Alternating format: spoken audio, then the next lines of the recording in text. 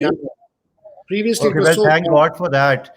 And I really do hope that Mosharraf takes over soon because, as you all know, I'm not meant to be moderating this conversation. But so long as you can hear me, at least that's step in the right direction. And Yes. I hope that the single national curriculum is also a step in the right direction. So, Mrs. Ali, if I could request you to comment on that, perhaps, to start the conversation. After unmuting yourself. G, after unmuting yourself.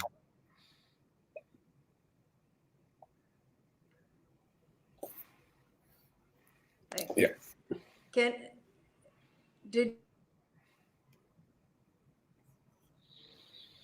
G, I think you just need to unmute yourself.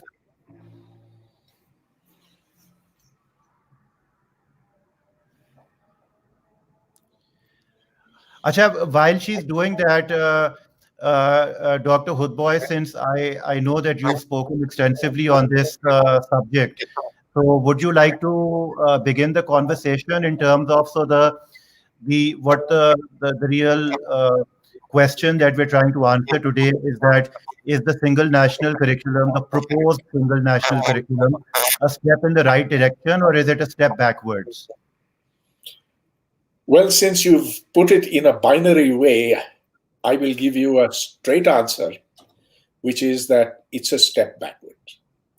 Now, let me amplify upon that.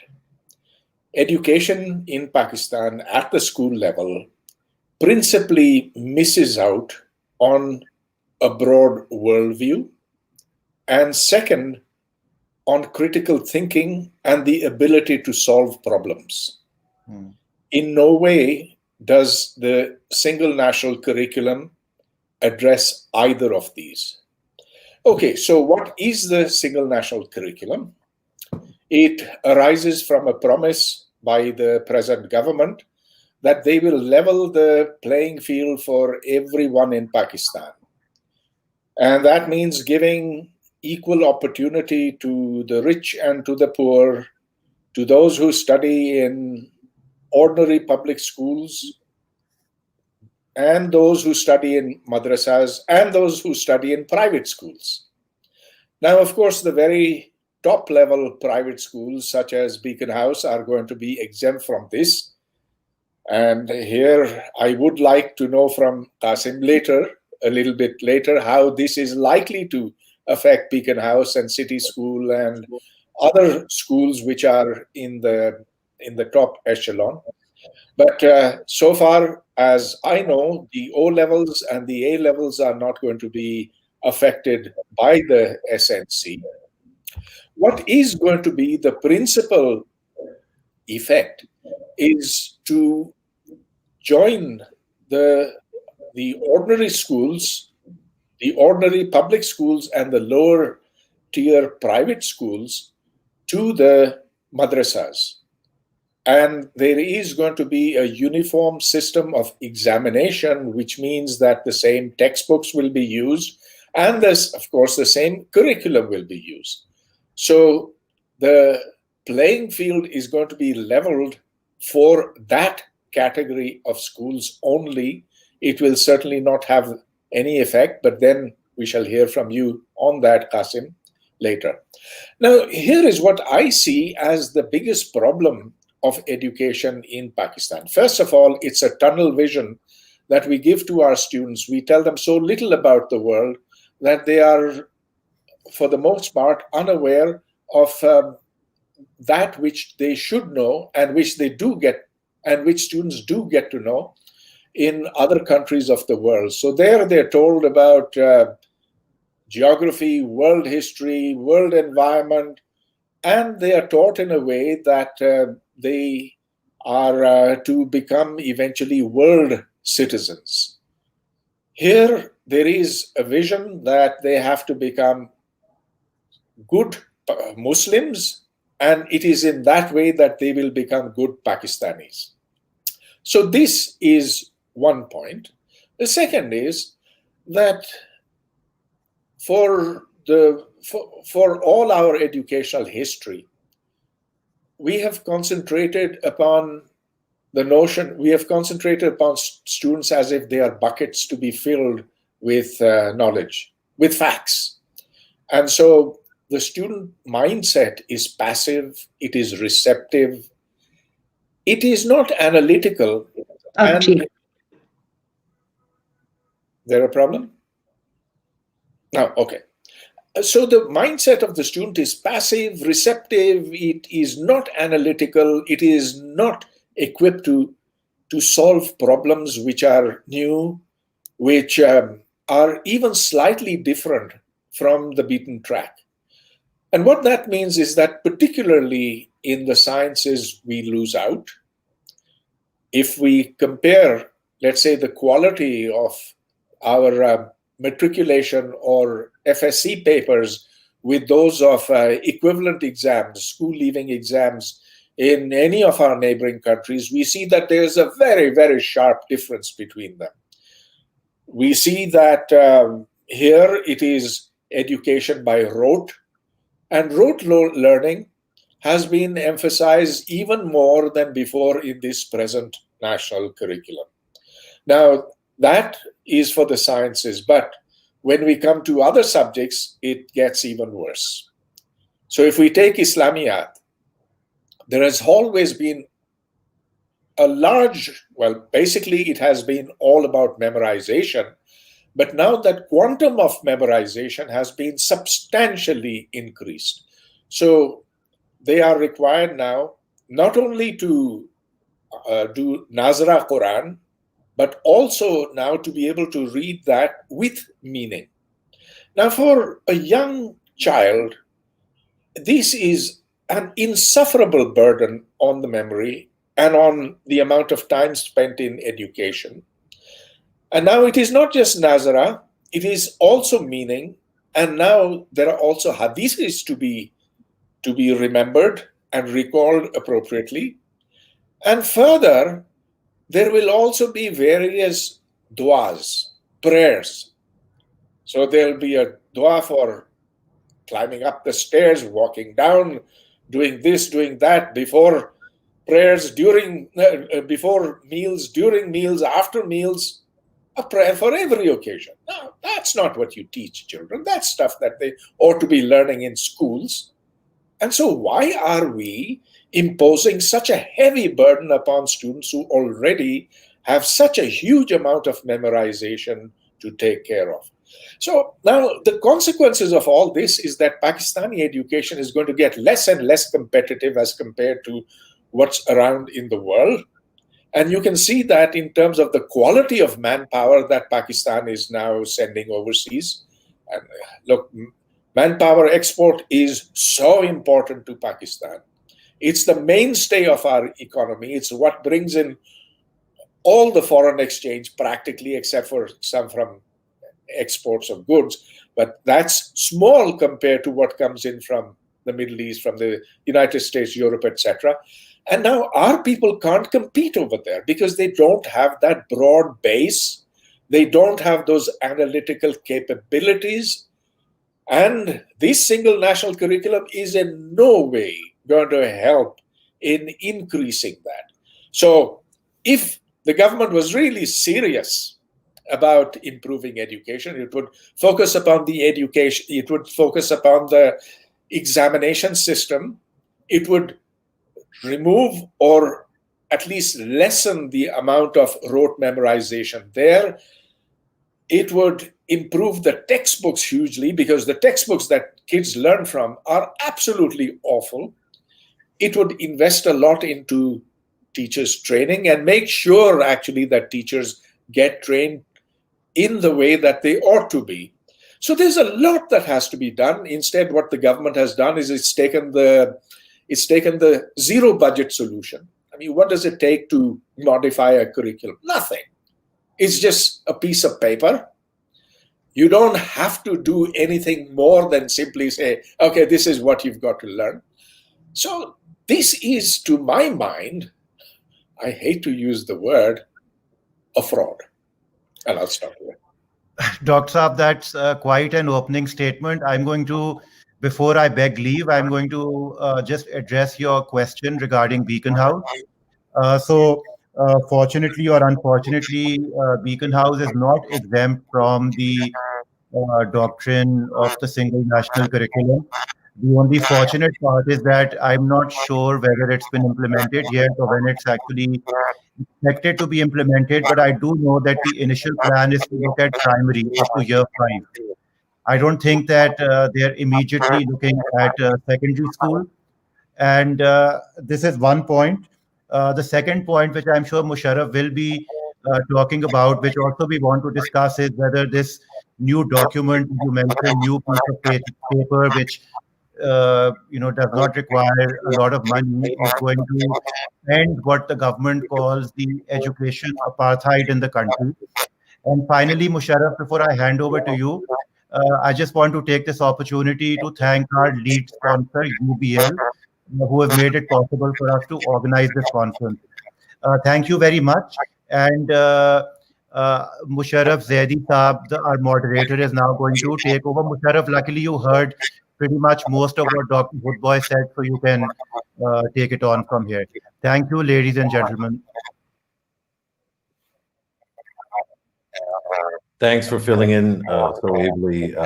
My apologies to the honorable the speakers and panelists for running a little late. I had some tech problems, but I was privileged enough to hear Dr. Hoodbhoy's opening remarks. And I think my plan was also to start with Dr. Hoodbhoy because he's taken a very clear and stark position against the single national curriculum. Without me sort of responding to any of the things that he said, I will do some of that, but a little bit later on when I come back to Dr. Saab. But I wanted to bring in Shahnaz Wazir Ali. Madam, you've been doing this as long as anybody has, and you've seen various governments and their efforts to implement coherence across the entire country. So a less critical view of the single national curriculum is, of course, that the government of Pakistan seeks to bring together the whole country and raise the standard of learning in the country. And one instrument that they think can help achieve that is the single national curriculum. Maybe talk a little bit about your view of whether the learning outcomes aspect of this. We've heard a little bit on the ideology, and I really want us to not focus singularly on that, because all three of you have much to say about things like the learning crisis in Pakistan, the massive apartheid in Pakistan. I'll bring that topic to Imran Masood. Madam, talk a little bit about learning outcomes and whether you think it's possible to improve learning outcomes in any way through a coherent single national curriculum. Please, Madam, you'll have to unmute yourself. You'll have to unmute yourself before you start speaking. Thank you. Thank you very much, Mosharraf, and I did hear Dr. Pervez Hoodbhoy's views with my usual interest because I think he's one of the strongest proponents for education and also the sharpest critics of what is happening in the education sector. Yes, I agree with you. I think we need to look at what is the intent and purpose of this national curriculum? And I will just spend 1 minute on what I see. It is essentially an attempt by a political government to say, let's try and bring all our students onto the same level field of opportunity in terms of what they learn, hopefully at some point how they learn it, which is pedagogy, and to see that can we, through providing everybody the same content, the same skills, and the same strategic learning objectives of competencies and understanding, comprehension, analysis, etc., can we build a mass of universal education that is linked through a common curriculum? In simple words, they're trying to remove the barriers that have existed between the parallel systems of education. And I think any discussion on education has to take into account that there are, at the moment, multiple systems of education in Pakistan. In addition to the O levels and A levels or the Cambridge examination system, you have the standard public sector school system. And within the public sector school system, you have multiple categories of schools.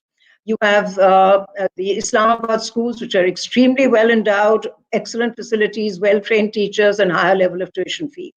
You have the garrison schools, which have, of course, a lot of infrastructure support and fairly handsome budgets. You have the small little, what you call the Pila school, the little Kacha school way out in the remote rural areas. You have urban city center schools and slum area schools. So the landscape of public sector is not homogeneous. I think we really need to keep that in mind before we begin to talk about what I call a common national curriculum rather than the single national curriculum. Then you have the private sector, and that is also granulated in so many ways. You have very high fee charging schools, you have mid-level and lower mid-level, and you have even schools that charge 400, 500 rupees for private sector schools, which are called the Gali and Mohalla private sector schools. You have those that are for profit, you have those that are not for profit, you have those that are denominational, also in private sector, and then you have the vast array of madrasa schools, which also have multiple categories. So when we are looking at a single intervention for improving learning and learning outcomes, I'm not so sure that that's so easy, really, to analyze in very simplistic terms, because one national curriculum is a major input conceived by the federal government in consultation with provincial governments, which is attempting to say that let's get all the children to learn the same set of concepts and skills at the same age level and same grade level. Now, how will it play out in all of these multiple systems? I think that's a very big question. Those schools that are well positioned can take the same single national curriculum and deliver it exceedingly well. And I would say that also to Dr. Pervez Hoodbhoy's reservations, that the pedagogy will depend upon the quality of the school and the quality of the teachers and its resources. The national curriculum per se, in my mind, is a fairly good, robust curriculum, frankly. How it is taught is the question. What is the pedagogy used? What is the assessment system? What is the normative and formative assessment systems that will be used? What is the type of examinations that you're going to set? Yes, we've had a lot of rote learning. Rote learning occurs for 2 or 3 reasons. One, because our examination system has been demanding rote learning. So examination reform is absolutely imperative. Cannot introduce curriculum without examination reform. The second thing is, yes, there's rote learning because our teachers are not adequately trained to teach in more effective ways that addresses the need of every child. So pedagogy and teacher training is equally essential. To my mind, I have gone through the textbooks of the proposed syllabus and the curriculum, and there is not that much of a difference from previous curriculums. What I find is, yes, there is some reservation about overloading it downstream in the early grades with a heavy content load of Islamiyat and Pakistan studies. There can be a discussion about that. But I'm more concerned about the fact that a single intervention is being given this heavy burden of bringing about transformative change. That is not possible. So it needs to be buttressed by a multiple set of other interventions that has to take place. The second comment, and I'll stop there, and I hope that we'll get a chance to say, and have a chance to say a little bit more later. I'm really concerned about the timing. You know, sequencing a reform measure into a system across all these categories of schools at a time when we are really facing an absolute disaster in the education system because of COVID. COVID closures are pretty much around the corner. You know that a major meeting is taking place on Monday in Islamabad. They may decide to curtail the school and academic year even further. We have lost 60% of the academic year already. And that's an optimistic assessment. If we are going to go through the rest of the year with kids actually attending something like 25% to 30% max of school time, and remember that all kids are not going to school every day, they're only going to school 50% of the time, how are we going to bring in this very major new intervention? So I really think the sequencing and the timing and the pedagogy and examinations it has to be a cluster of interventions, and that is my real reservation. And of course, it's only going to be introduced in classes 1, 3, and 5, and there's a language ladder approach in it, which I actually support. And I believe that there is a language ladder approach that does work.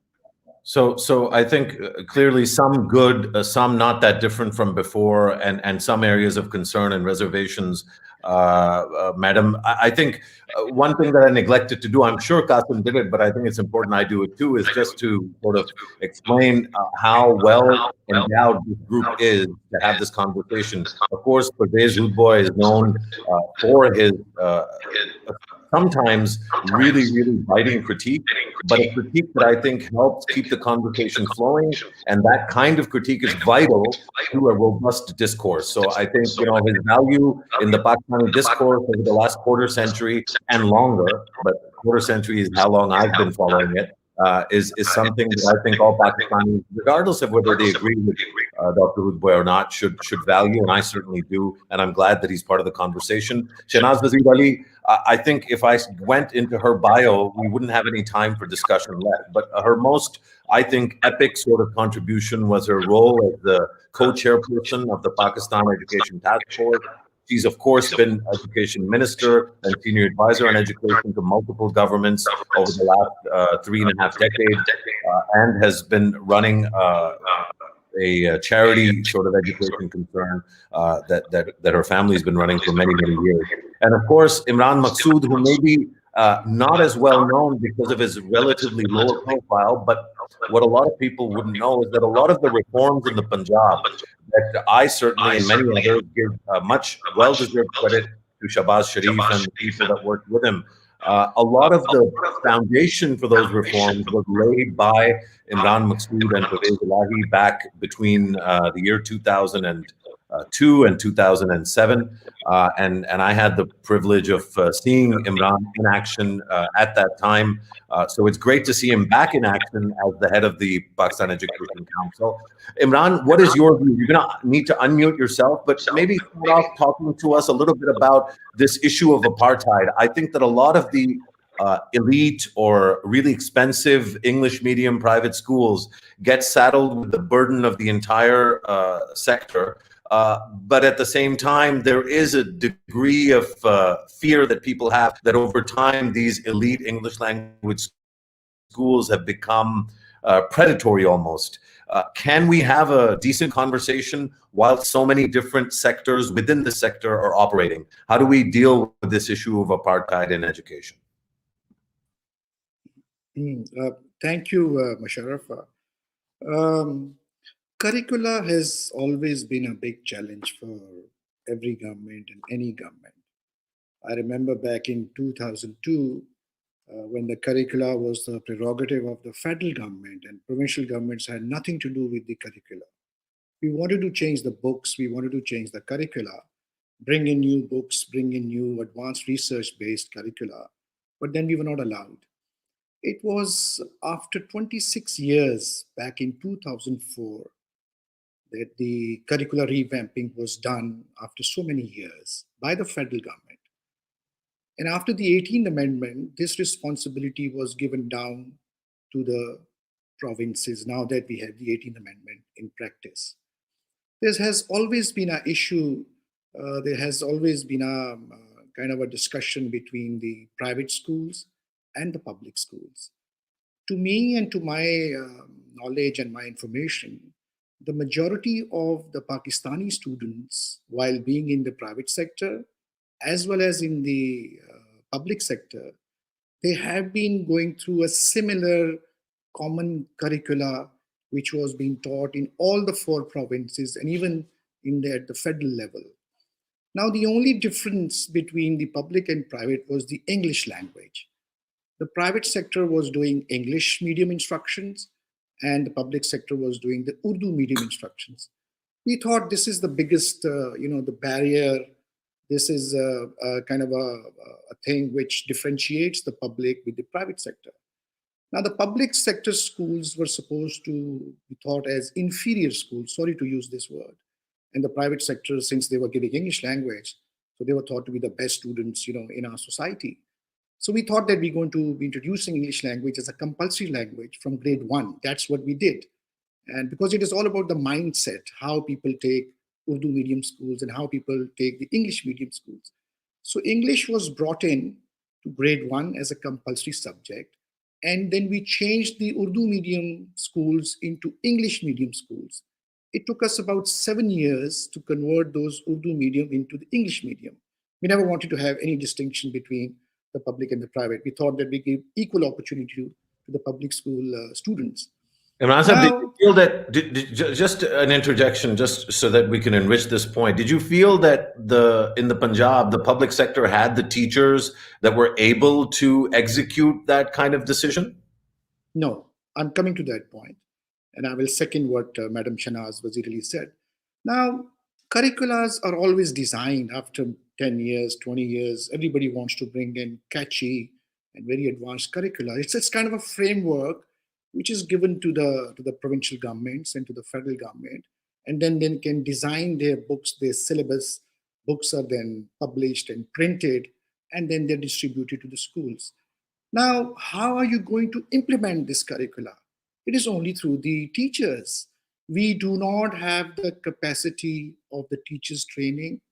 We do not have even any training and the pedagogical skills that we are supposed to give to our teachers. I have been facing this issue for a very, very long time, and still we have this issue that people are not trained, the teachers are not trained. Can you imagine back in 2002, we were taking teachers, we were recruiting new teachers who were not even graduates. So I had to bring in this new law where I thought that teacher has to be minimum a graduate with 1 year of professional education, could be B.Ed or could be M.Ed. And then we recruited about 60,000 new teachers, and that too on contract basis, because once the teacher is confirmed, he becomes a permanent part of the system, and then he's free, then he's not answerable. So we thought we were going to make them a contract teacher, and their contract is going to be renewable based on their performance. Now, curricula and the syllabus, the books have a direct interrelation, a link with the teachers.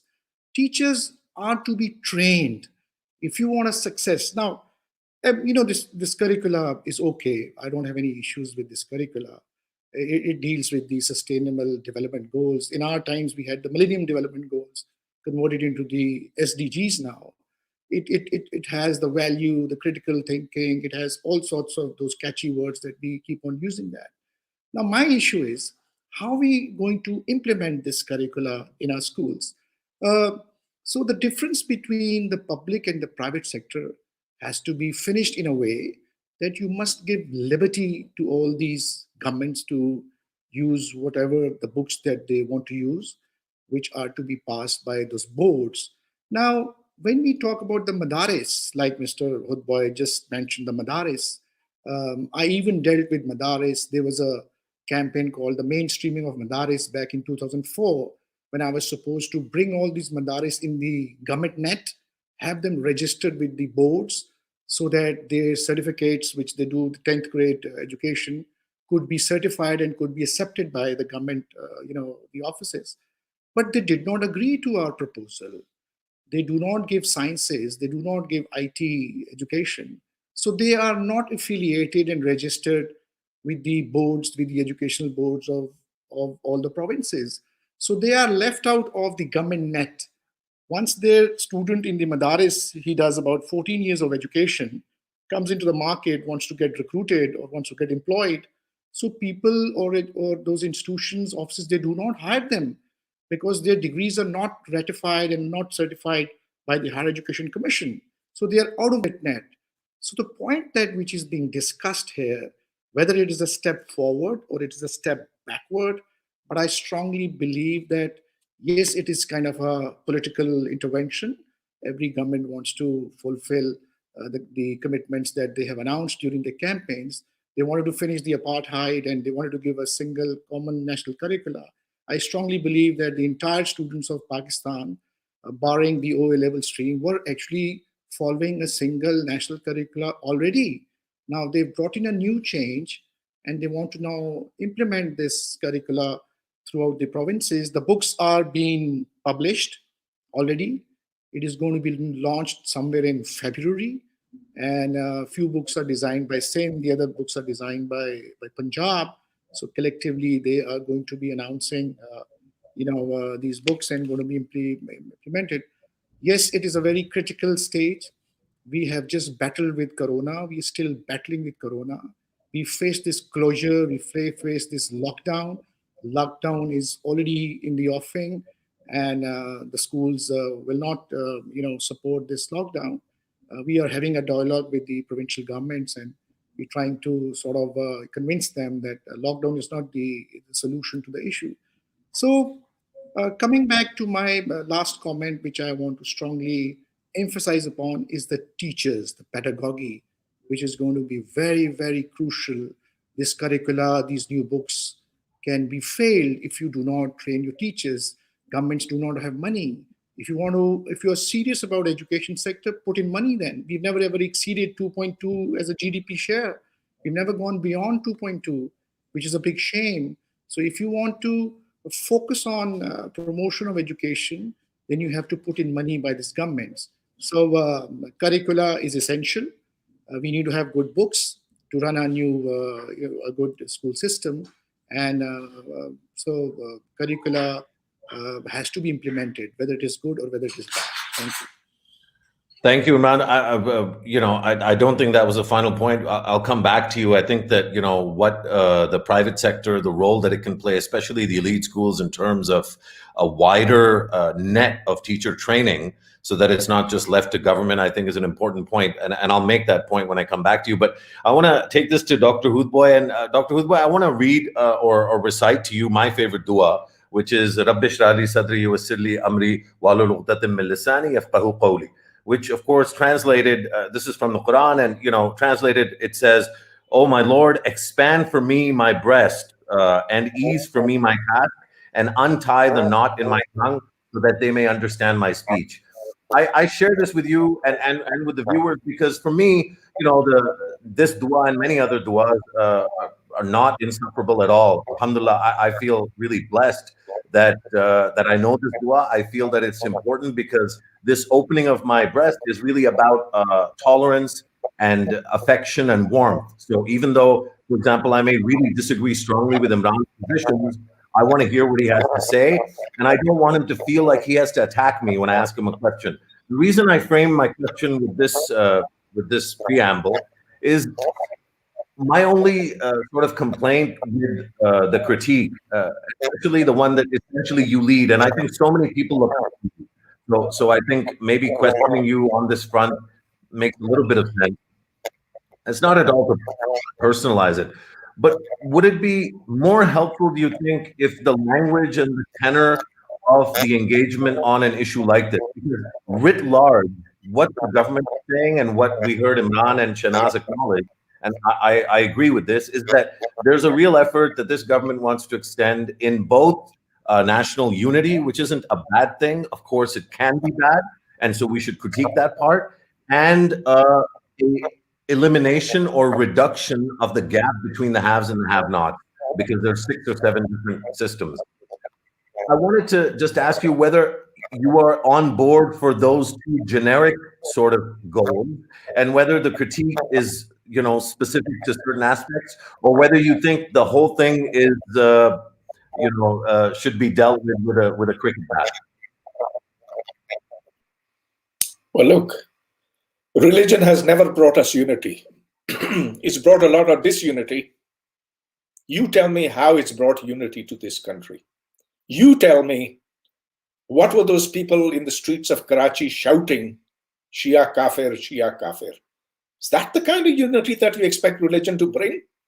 But that's what happened to the debate. The debate is whether the Sunni national curriculum will make it worse. Well, wait a minute. Let me speak. If you emphasize religion from the very roots and say that that is the only thing that makes us Pakistanis, what's going to happen to your minorities? Are you going to trash them the way that you've been trashing them for the last 72 years? Of course we ought not. to be damn well ashamed of ourselves the way we treat our minorities. Of course we should. But is the single national curriculum going to make this better or worse? That's really the question. Worse. Absolutely worse. Absolutely. But what's the basis for that argument? The more you emphasize religion as the basis, the deeper you're going to get into this. But, okay, can you conceive of Dr. Hoodbhoy, can you conceive of a curricular effort in this country of the 2020 of Pakistan today, in which you can erase religion from the discourse? I am not. Because I was watching the images from Lahore, and I'm sure you've seen them too. I don't think religion is receding from the public space. So I want to understand how you conceive of a world in which a curriculum that is sans religion is implementable or possible beyond the theoretical space. No, I'm not being theoretical. You look at the countries around the world, and they're very happy countries, and they're not based on religion, and they don't have religion thrust down their children's throats. They are very happy countries. Like India? Which country are you talking about? Hear me out. Hear me out. I am not suggesting that we get rid of religion in Pakistan. By no means. What I am saying is, okay, like the dua that you learned, excellent. Learn that at home. That's where religion belongs. That's where it should be. Don't, for heaven's sake, make it the absolute basis of your education, because then everything gets judged according to whether it is according to Islam or not according to Islam.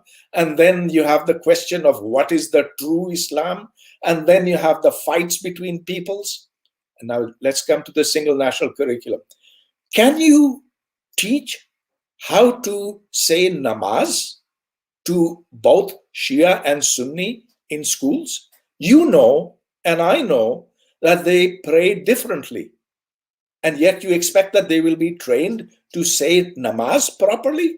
Who will decide whether it is to be with your hands down or hands folded, etc., etc.? So that's a very, very dangerous track that we've gotten onto, and it's a surefire way for provoking controversies, for provoking fights between people ad infinitum. I think your critique, as I said earlier, I think is not just valuable, but it's vital, right? And everything that you've said, I don't agree with all of it, but it begs repetition because people need to hear it and consider where we are today and how we got here. My challenge to you is that the issues that you're quoting and the problems that you're quoting are already alive and well in Pakistan. The single national curriculum, A, didn't bring them into the discourse, and B, can't be expected to, in one fell swoop, fix all of this. So when I look at the single national curriculum, and this is really what my interest is, I look at the general knowledge, 1 to 3, the general science, 4 and 5, the English, the math, and even the Islamiyat. And I actually find a lot of positive pluralism that's being taught across the board, including in Islamiyat.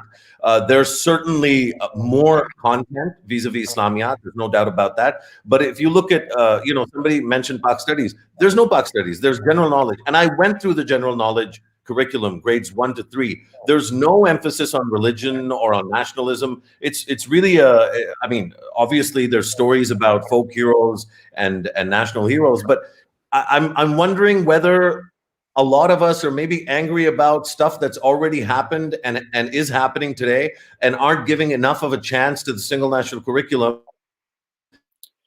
No, it's not just being angry. It's a worry that when you add fuel to fire, the fire will burn more furiously.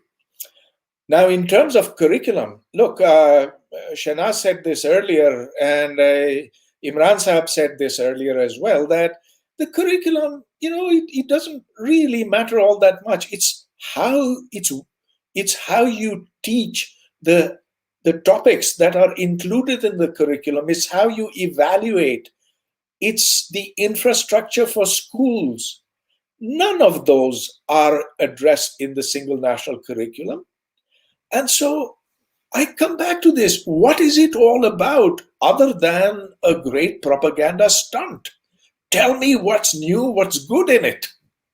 So, like I said, I mentioned the general knowledge and the emphasis on pluralism, and I've read through it in detail multiple times. So unless it's changed, 2006 curriculum had just as much.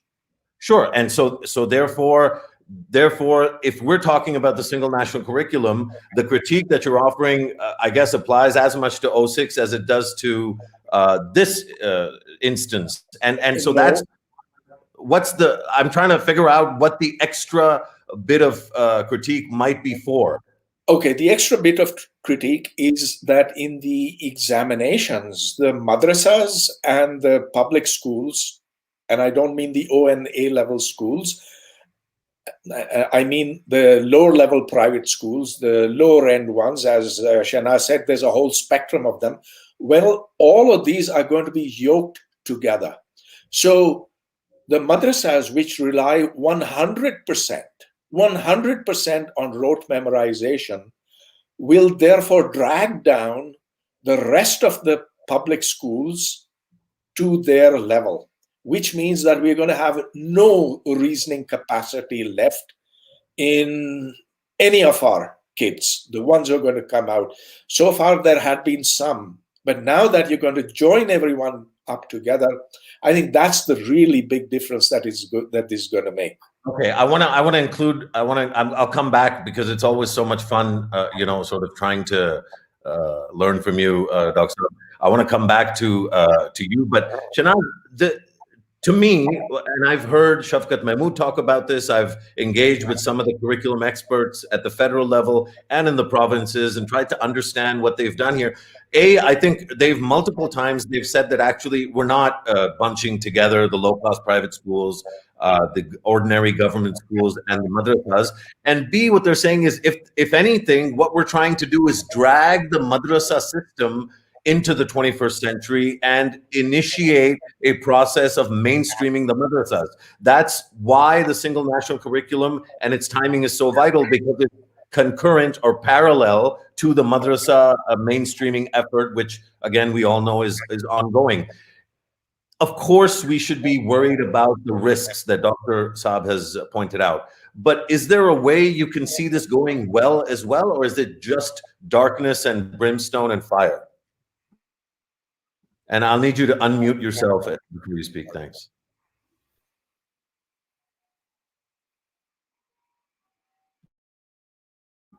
Madam, we can't hear you. You'll have to unmute yourself. That question was for you.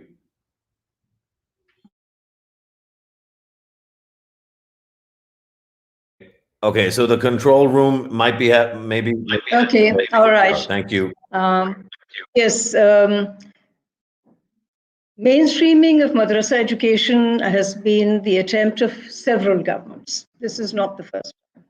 It is an exceedingly difficult thing to do.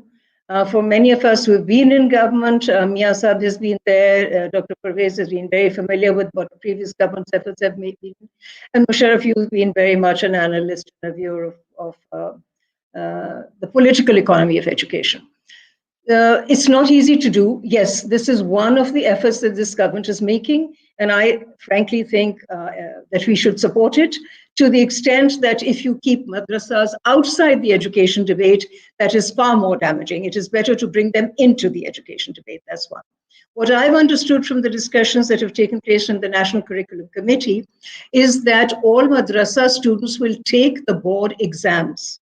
Once this curriculum has been implemented all the way through class 10, 11, and 12, right now they're only going in a sequenced intervention of classes probably 1, 3, and 5 in the first year, and then they will move to the other stages. So it will unfold over several years.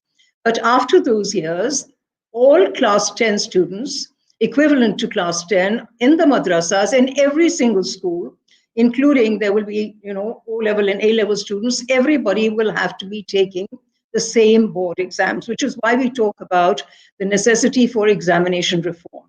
I think this government is aware of it. I don't think it has done any serious work on it, and there is a lot of work to be done. And there's an excellent model of the Aga Khan University Examination Board, which links examination with teacher training, with pedagogy, with classroom practice, how to implement, the whole question of how to implement. The second thing is that the madrasas are a vital component, and they do educate something like over 3 million students. Now, these students also have aspirations of actually getting jobs in the marketplace. And I have visited many madrasas, and many of them have got computer labs, and they are teaching science, they are teaching mathematics, physics, chemistry, science, etc.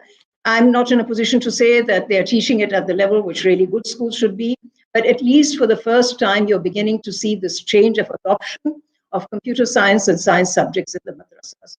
The third point I would like to make is that which Dr. Pervez, I think, is very rightly said, that there's no question about it. Our pedagogy really needs attention. Pedagogy means teaching practice. So I think we're all agreed on that. Every educator is agreed on that, and that's not a big issue. To my mind, the question I asked every time when we talk about the single national curriculum is, what is the problem that it is setting out to solve? Now, to my mind, there are several other problems that we need to solve and attempt to solve. What about 6.5 million kids out of school in the province? 23 million kids out of school. Where is the solution to that? What are we doing about out-of-school children? What are we doing about children who are in school and not learning sufficiently? What are we doing about poor continuation rates, dropouts after primary school, dropouts after lower secondary, and then dropouts that do not continue to 11 and 12? So there are several resourcing, materials, and now IT and technology. Here we are talking about online. Here we are talking about reduced time in school. And I think COVID is going to be around for some time. We've lost one entire year. Have we made any effort to make sure that the government schools, at least in some way, in some phased manner, have we resourced them? Have we, looked at how we can reach out through IT and give some IT access to students, so that when we say schools are shut down, they have some means through which they can actually attend online classes? I am not in favor much of online classes, frankly. I don't think that this home teaching and online classes has been able to really impart, any reasonable level of instruction. There's a family with many children, many other members, one handphone set usually, not an iPad, not an iPhone, and that's what you're expecting children to get their lessons from. So to my mind, really, what is the question we are trying to answer? How are we going to improve the education system? Mia Imran Masood Saab talked about a multiple set of interventions in Punjab. I'm very familiar with it. I greatly appreciate the work that was done by him at that time. Because reform is extremely difficult to implement. There are entrenched interests, there is resistance, and if you're not going to resource it, if you're not going to finance it, financial and non-financial resources, you can have the finest curriculum and it's not going to be implemented well. So I understand the concern. Yes, we need, I think, to promote pluralism, recognition of pluralism, diversity, rights of minorities. In my mind, I'm a strong rights advocate. I really think that it's really necessary to place it there. I have also gone through the curriculum and the syllabus. By the way, Dr. Pervez, they are not teaching any namaz. The curriculum does not have any namaz. It has आयत है, उसमें सूरे हैं, उसमें memorisation है कई चीज़ों की, लेकिन नमाज का उसमें कोई इस वक्त करिकुलम में जिक्र नहीं है कि आपने इस तरह नमाज पढ़ानी है. So it is a question of how much do we want to look at in terms of a rational interpretation of what can be done outside of just Islamiyat. Are we teaching math, physics, chemistry in the right way? My issue with the curriculum in Pakistan for a long time has always been that we don't teach history adequately. We just teach Pakistan studies. We don't have a sense of global history. And that to me is an isolationist tendency. Well, why don't we teach the history of the world like we used to? Well, I mean, you could go even further and say, within Pak studies, what version of Pakistan's history are we actually teaching? We keep fluctuating, and I think it speaks to our dynamism as a country, but also our lack of maturity, Shahnaz. I say this, that, we are expecting the education system and the curriculum to carry the burden of the delivery of an ideology, of an ideological state, of a superimposed national identity. And that's a very difficult thing to do. And it's not advisable. In my view, it is not advisable to do that if you're going to relegate and actually dismiss pluralism and diversity. Multilingual, multi-ethnic, multicultural Pakistan has to be recognized in that curriculum.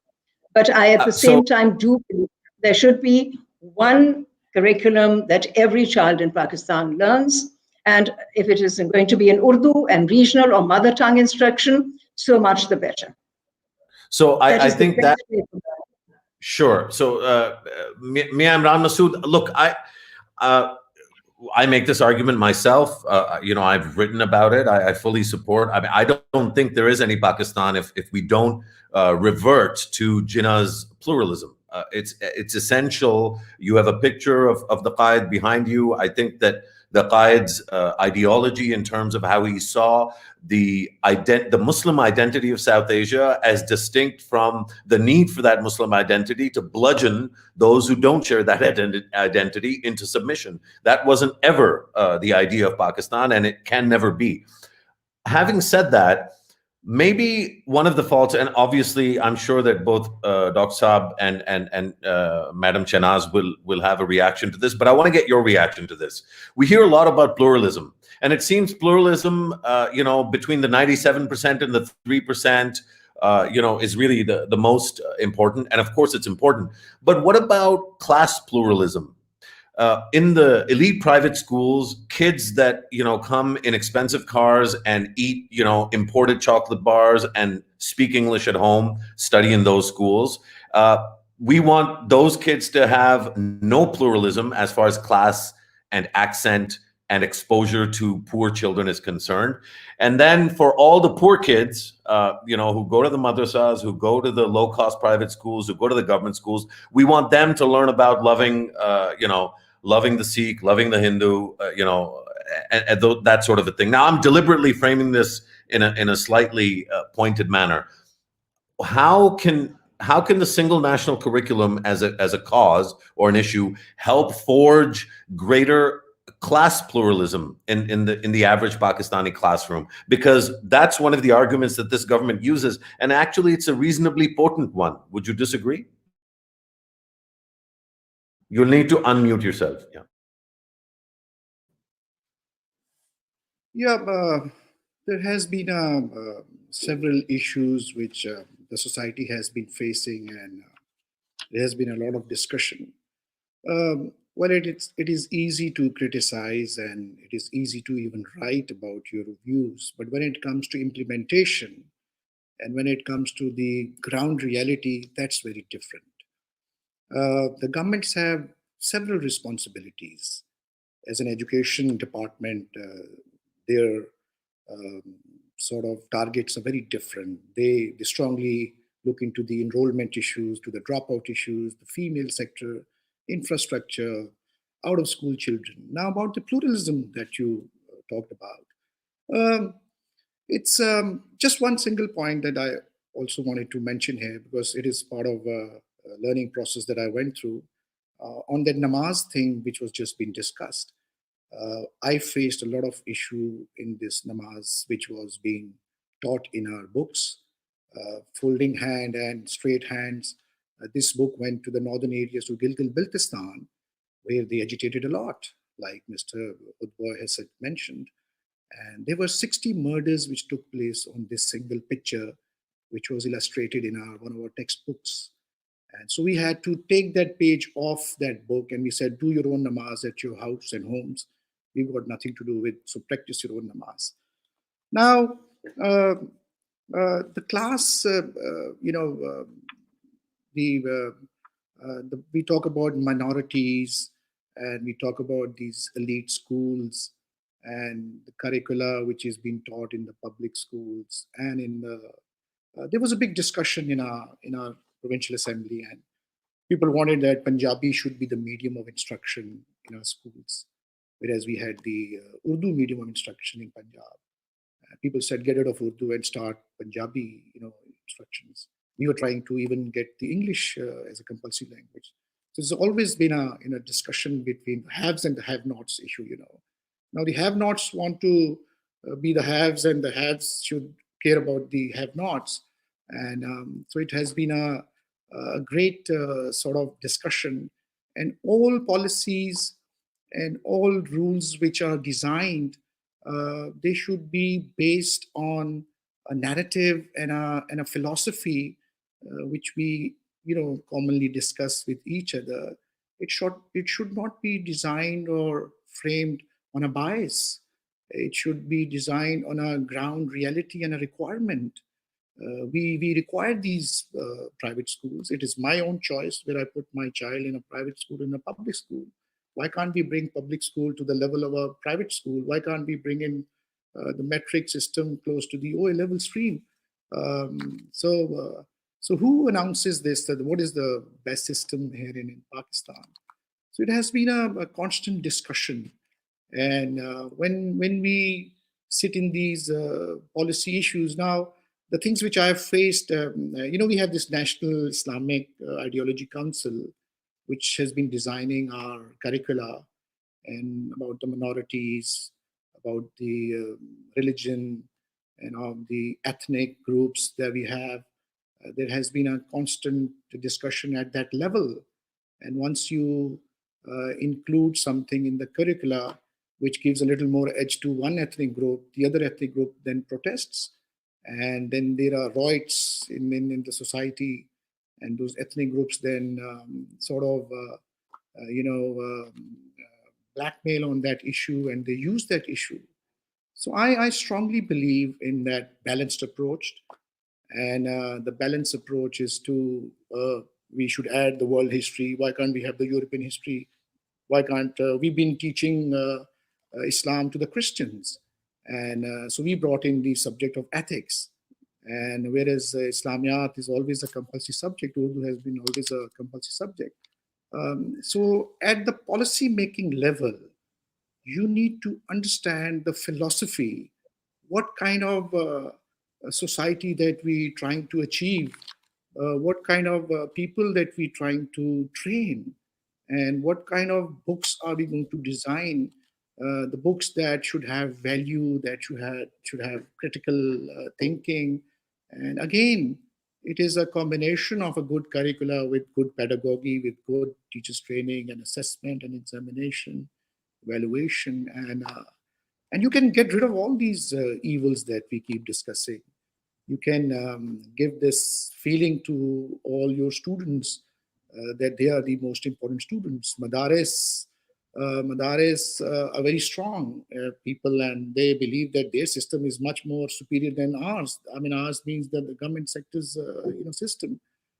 I've been dealing with the Madaris very directly on the mainstreaming of Madaris, and they were not happy with the government. They don't even have any confidence in the government's policies, and they have a lot of resistance against the curricula of the Pakistan government. So what happens is that their students in the Madaris, which are not registered with the boards, so they are out of the the government system, and then they're left out.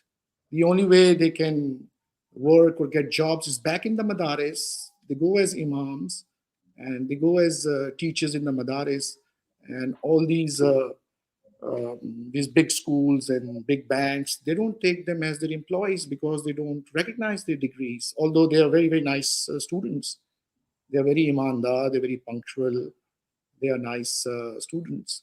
The things that I mentioned here, all these things, I've been facing them as while we were designing this policy. Our teachers, they also are part of ethnic groups also. They promote that sect, and they themselves are victim of the society's injustices.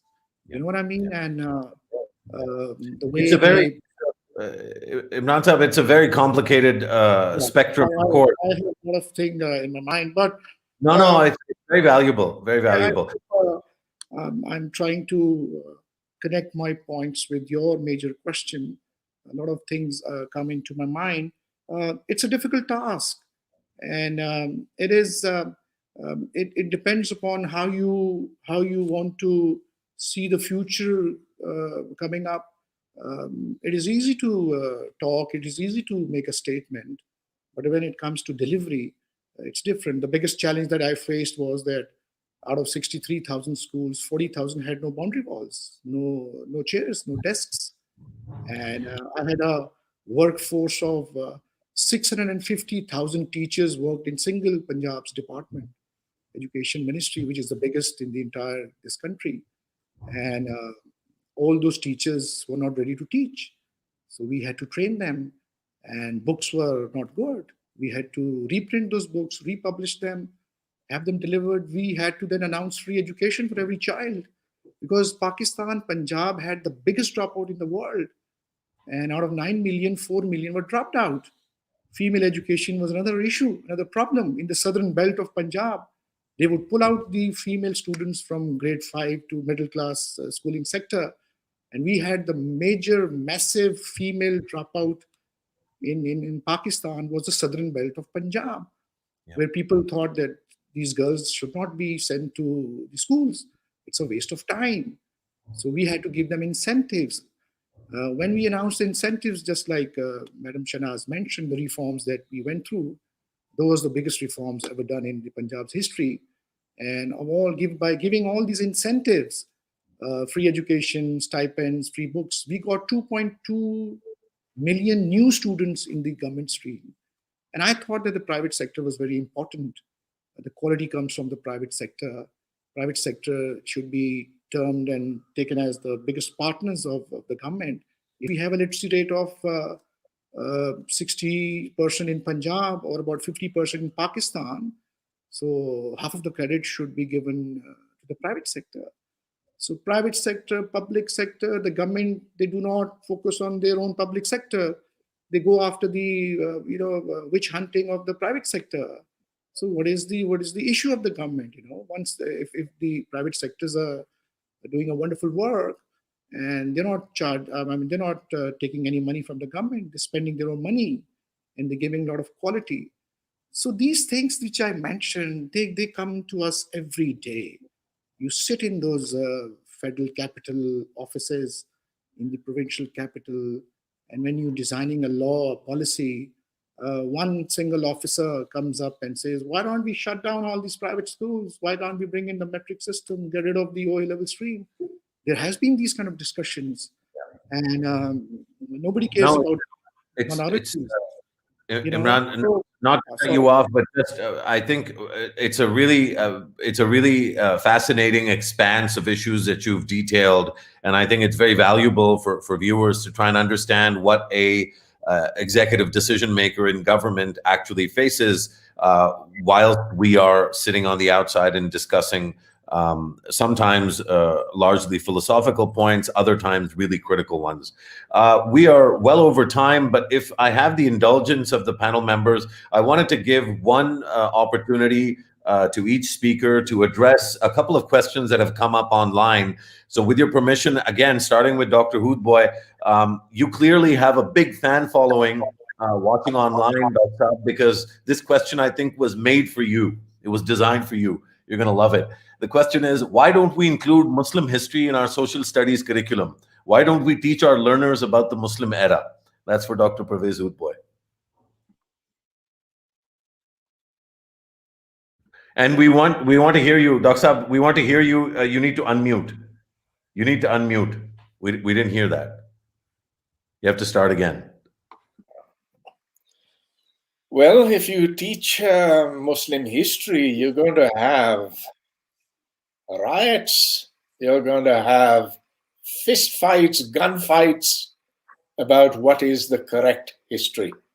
So if you go back to Khulafai Rashidin and what happened in those days, forget the later days, just that period of the 4 Khalifas, that is something that Muslims cannot discuss with each other unless they belong to the same school of thought. So that would be incredibly divisive. In fact, they are in the same school of thought, as we saw this year. Even within the same school of thought, it's very difficult. And this is why, look, I've read Maulana Maududi very carefully. I used to read him when I was a bit younger. And he most specifically says in his book, it's called Talimat, he says, Islam ki tarikh na padhao. Islam ki tarikh पढ़ाने से यहाँ सिवाय फितना और फसाद के और कुछ नहीं होगा. So most certainly do not teach it. And At least, Dr. Saab, at least on this occasion, I can say that I got you to quote Maulana Maududi in a public forum. So I'm going to pat myself on the back for that. well, look, he was a great scholar. I have great respect for him as a scholar. But of course, in terms of views, we are as far apart as can be. What's the next question?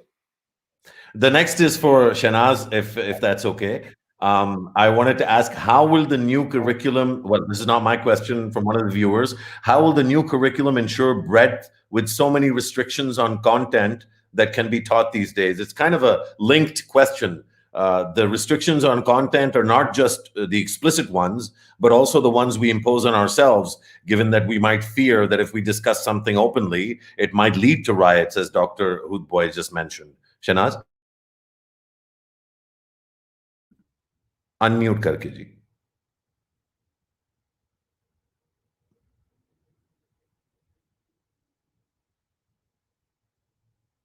Maybe do it once and then let it be. I think there might be a lag at your end. There you go. Okay, is that all right? You see, a curriculum lays down a particular body of content. In most cases, when countries have a common national curriculum, they define that as a common minimum curriculum. They don't put an upper limit on it. So dependent upon the school, the institution, the student body, you can enrich and supplement that curriculum. And I think, unfortunately, in our situation, because we have an education sector that suffers from so many deficits in terms, I'm now talking about the large sector, which is the public sector schools. They don't have the resources to be able to supplement and enrich. And I'm not too sure about the statement of the federal government on this, but I recall that in the National Curriculum Committee, when such a question was also raised, that can the teachers teach beyond this curriculum? The response was, yes, they can. If they've been able to teach the content of the curriculum and they want to add material to it, there is no restriction on that. However, to my mind, the restriction is there because you don't have the teachers trained adequately, their knowledge base is exceedingly poor, and the resources are not available. In schools where resources are available, and let's say a chapter on geography is being taught, or on water, or on magnetism, and if you have the resources to enlarge that concept through additional material and resources, certainly you can do it. I don't think that there's a restriction. However, given the fact that this curriculum is attempting to look at every child as though every single child is a replica of every other child, in the system. We are not, you have millions of children, millions of different situations. Context is different, language is different, cultural heritage is different, the experiential knowledge is different. So it is going to be very hard to say that this curriculum should produce a student body at the end of the day where everybody has been able to learn at a certain level in a certain way. We know that's not possible.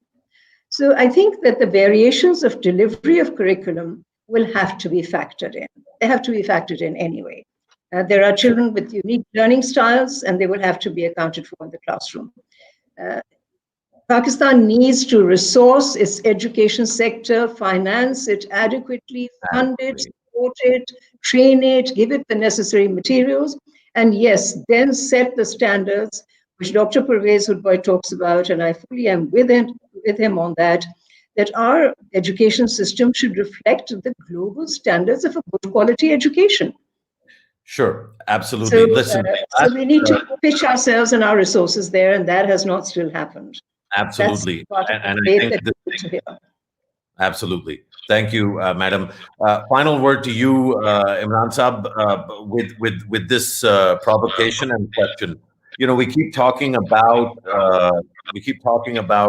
Raja Dahir versus Muhammad bin Qasim. I mean, that's kind of the old debate in Pakistan.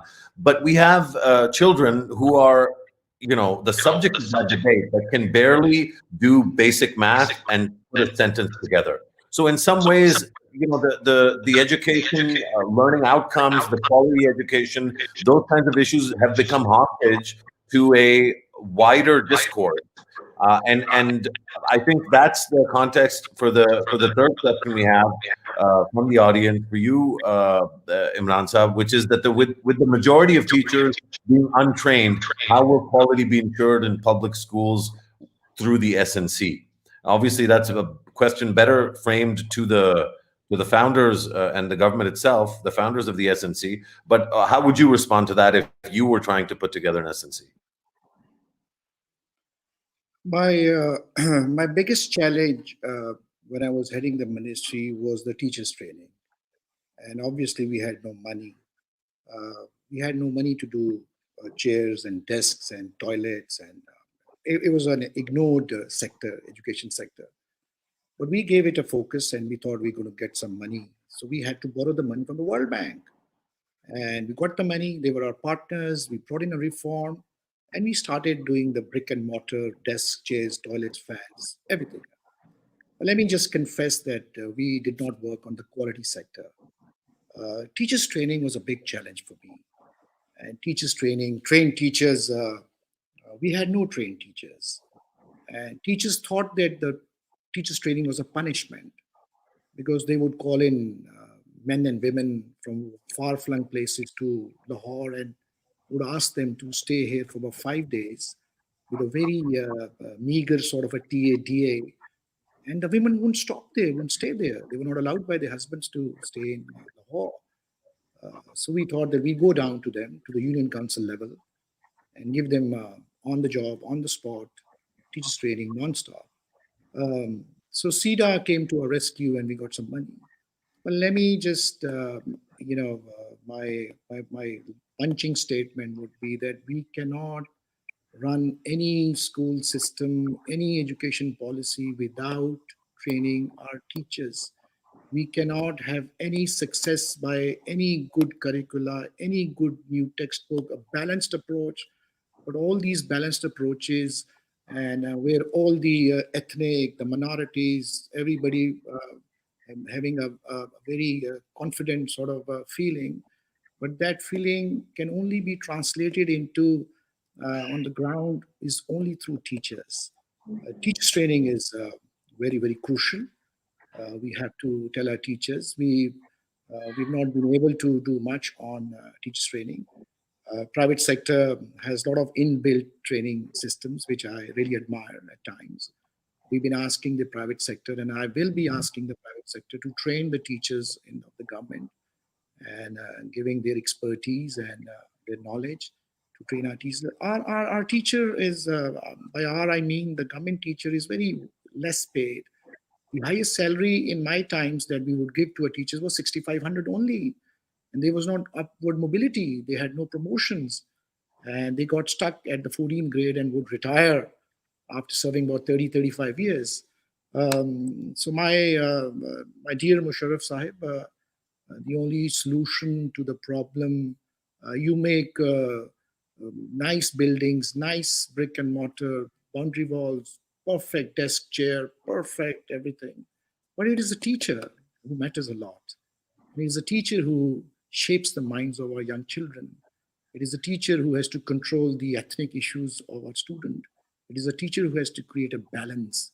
It is a teacher. We need to focus on teacher, and the governments have to spend more and more money on the education sector. So, Mia Imran Sahab, I think that is a perfect note for us to conclude on. There'll always be, in any robust democracy and society, a plural society, there'll be a wide variety of views about curriculum, and I think it's very healthy for Pakistan to have that debate. But without question, regardless of where you are in the spectrum on the debate, teachers, without much more empowered and capable teachers, which can only come about through massive investments in their capacity, we will not be able to move forward and achieve either the objectives of the single national curriculum or the common shared objectives between Dr. Pervez Hoodbhoy, Shahnaz Wazir Ali, Mosharraf Zaidi, Mia Imran Masood, the sponsors for the entire School of Tomorrow conference, UBL, and Beacon House school system.